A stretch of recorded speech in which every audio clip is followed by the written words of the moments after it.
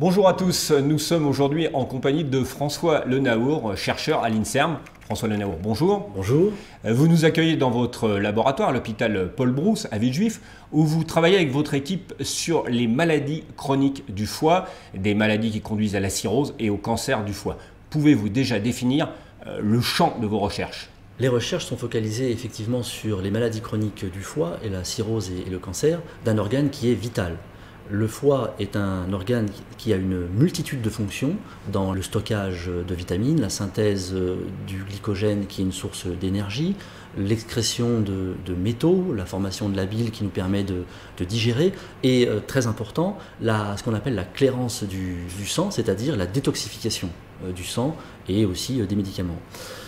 Les maladies chroniques du foie sont le résultat d'affections diverses qui peuvent être liées à la consommation excessive d'alcool, également des facteurs viraux comme les hépatites virales, l'hépatite C, hépatite B, ou bien des facteurs qui sont aujourd'hui en plein essor, qui sont liés à l'obésité et au diabète, liés à l'alimentation, à nos modes de vie alimentaires dans les sociétés occidentales, également en Asie, donc ce qui concerne aujourd'hui la santé mondiale.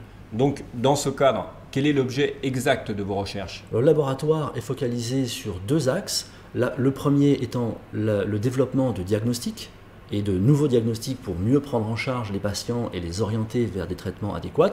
Et le deuxième volet de recherche du laboratoire, ce sont des nouvelles thérapies, des nouvelles pratiques thérapeutiques pour évidemment à terme bloquer les maladies chroniques du foie et leur développement vers la cirrhose et vers le cancer. Donc actuellement, aujourd'hui, vous en êtes où ? En termes de diagnostic, nous souhaitons développer des études, nous développons des études qui permettent de mieux caractériser les étapes des maladies chroniques et de leur évolution vers la cirrhose et vers le cancer.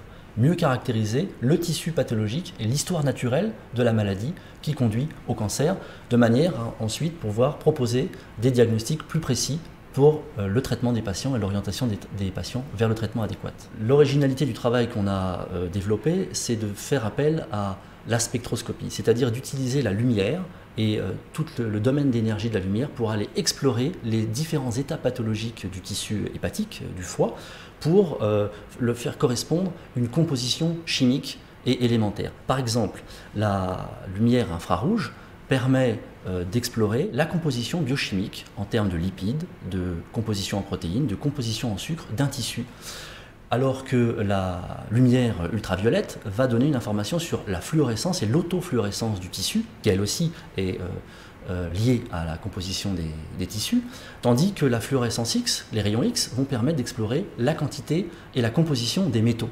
Donc l'ensemble de ces études spectroscopiques permet de sonder la composition chimique et élémentaire du tissu.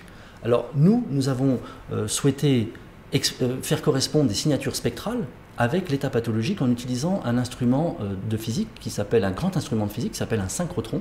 Alors un synchrotron, qu'est-ce que c'est ? C'est en fait un accélérateur de particules qui permet de faire circuler dans un anneau des électrons quasiment à la vitesse de la lumière et d'obtenir un rayonnement tellement brillant que l'on va pouvoir utiliser la brillance de cette lumière pour explorer à l'échelle subcellulaire, à l'échelle cellulaire et inférieure à la taille de la cellule, la composition biochimique et élémentaire du tissu. Concrètement, quels seront les bénéfices pour les malades ? Alors les bénéfices pour les malades, d'une part, c'est de mieux diagnostiquer l'état pathologique en faisant correspondre exactement une signature spectrale à l'état pathologique du tissu.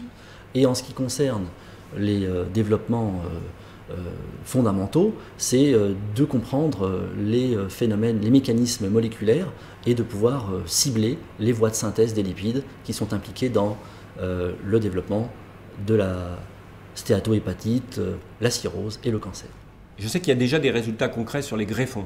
Alors c'est vrai que dans le cadre du foie, c'est un organe qui peut être transplanté et donc un dilemme du médecin et du chirurgien qui traite un patient, c'est de savoir si on va utiliser un greffon pour le patient que l'on a à traiter ou si ce patient va pouvoir bénéficier d'une chirurgie. Évidemment, comme il y a une pénurie de greffons, il est très important qu'il y ait une adéquation et un véritable contrôle qualité du greffon. Donc nos recherches ont permis de quantifier, par exemple, le taux de lipides dans le foie qui est directement lié à la capacité du foie à reprendre après la greffe sa fonction. dans vos recherches, dans votre travail. Quel est l'apport de la Fondation pour la recherche médicale? L'apport de la Fondation pour la recherche médicale a été crucial, puisque je vous ai parlé du contrôle qualité des greffons. Et cette méthode que nous avons développée, ces travaux que nous avons développés sur le synchrotron Soleil dans le sud de Paris, est un travail très fondamental qui ensuite a été implanté dans l'hôpital grâce à un microscope infrarouge que nous avons pu acheter avec les fonds de la Fondation pour la recherche médicale.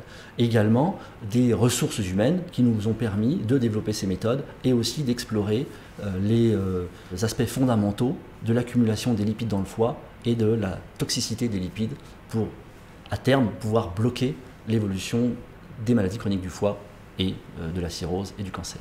François Le Naour, je vous remercie de votre accueil. Merci.